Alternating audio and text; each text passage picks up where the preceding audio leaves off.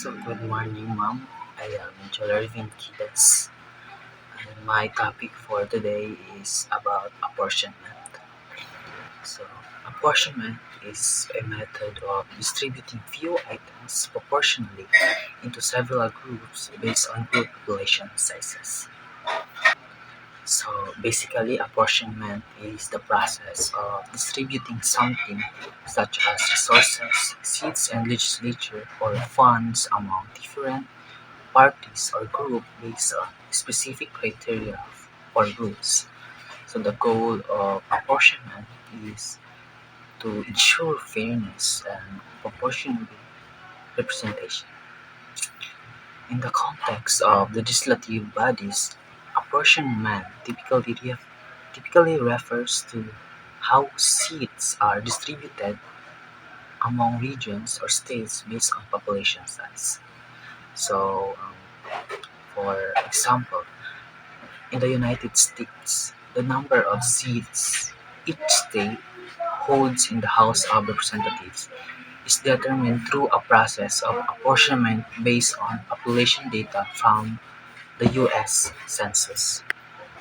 So, apportionment is a critical aspect of democratic governance, ensuring that political representation is both fair and reflective of the population distribution. In the United States, after each decennial census, apportionment serves as a mechanism to adjust the number of congressional representatives each state, as in the U.S. House of Representatives, based on population shifts.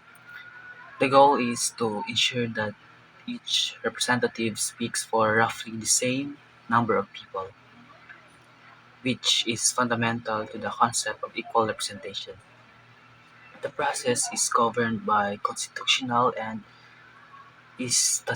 statutory guidelines, with the method of apportionment designed to prevent any state from gaining disproportionate influence while safeguarding the interests of smaller states. The U.S. uses a mathematical formula most recently and the method of equal proportion. The U.S. uses a mathematical formula most recently to method of equal proportions to allocate seats. This method, which seeks to minimize the difference in population between districts within each state, has replaced earlier systems such as the Huntington-Hill method. While the formula strive for fairness, it has been the subject of legal and academic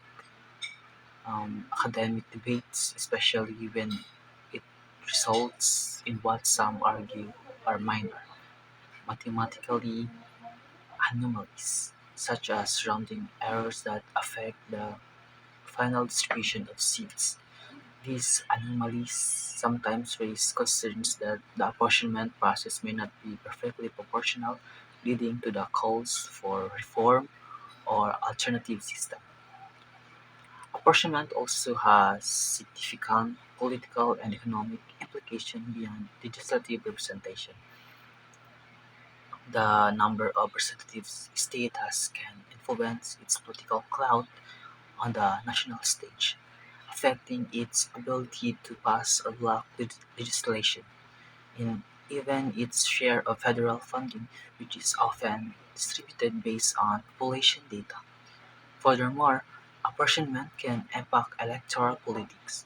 States may redraw district boundaries, process called districting, in a way that may benefit particular political parties or groups, which can lead to gerrymandering, a controversial practice that undermines the fairness of election.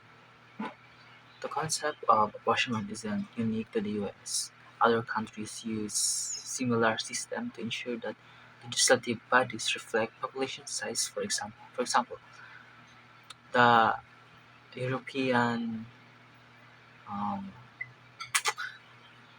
the European Union allocates members of the European Parliament using a proportional representation model based on population size, while other nations like and India, I think, have their own methods of apportionment for both federal and regional legislatures. Despite the variety of system, the core principle remains the same: to ensure that political power is distributed equitably, reflecting the diverse and changing demographic landscape of a nation. Thus, apportionment is not only a mathematical and procedural issue, but also a deeply political one tied to the broader question of fairness, democracy, and governance. So let's proceed to the basic problem in apportionment. So the first one is the quota rule violation. This problem occurs when method of apportionment fails to allocate seats in such a way that each group gets at least its lower quota, or in some cases, its upper quota. The lower quota is the smallest whole number of seats a group should get based on its share of the total population or resources. And the next one is the Alabama paradox. So this occurs when an increase in the total number of seats results in a group losing a seat. So even though its population has increased, this paradox happens when an apportionment method does not properly adjust to the new seat distribution. And the next one is the new states paradox. So this happens when the addition is advantaging certain states, even if their population remains unchanged. And the Jefferson paradox. This occurs when a method of apportionment disproportionately favors larger groups by rounding down the quotas, resulting in smaller groups being underrepresented relative to their population. Hamilton's paradox. This arises when a method of apportionment uh, allocates a seat to a group that should not have received one due to rounding issues of the specific order in which seats are assigned, leading to unfair seat distribution. So these issues highlight the challenges and complexities of fair representation and suitable allocation in apportionment system. And now let's talk about the flaws of apportionment. So first, let's talk about population shifts. As people move from one area to another area, the population distribution changes. So if apportionment isn't updated regularly, like every 10 years after the census, some areas may end up overrepresented or underrepresented. For example, a city losing residents might still keep the same number of representatives, diluting the voices of growing areas. The next one is the gerrymandering. This is a political practice where district boundaries are drawn to favor a particular party. This manipulation can lead to districts that are not geographically logical and can skew representation, giving one party an unfair advantage and diluting the votes of opposing groups.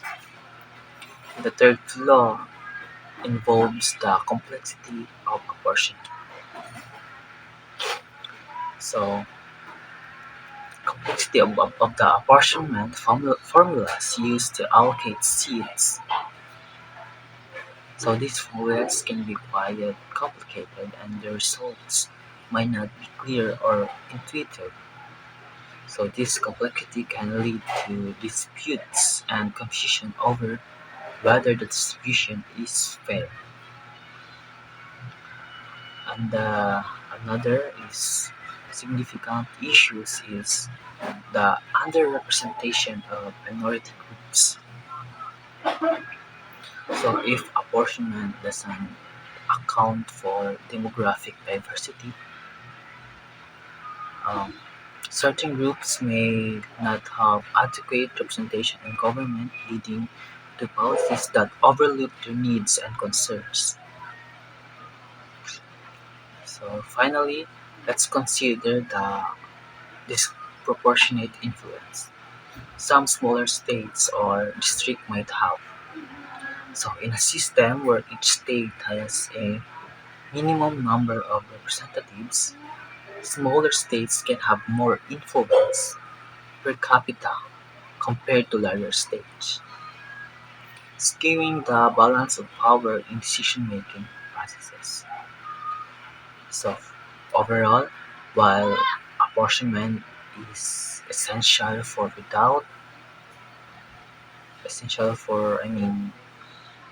fair representation, it is not without its flaws. Population shift, gerrymandering, complex formulas, underrepresentation of minorities, and disproportionate influence can all hinder its effectiveness.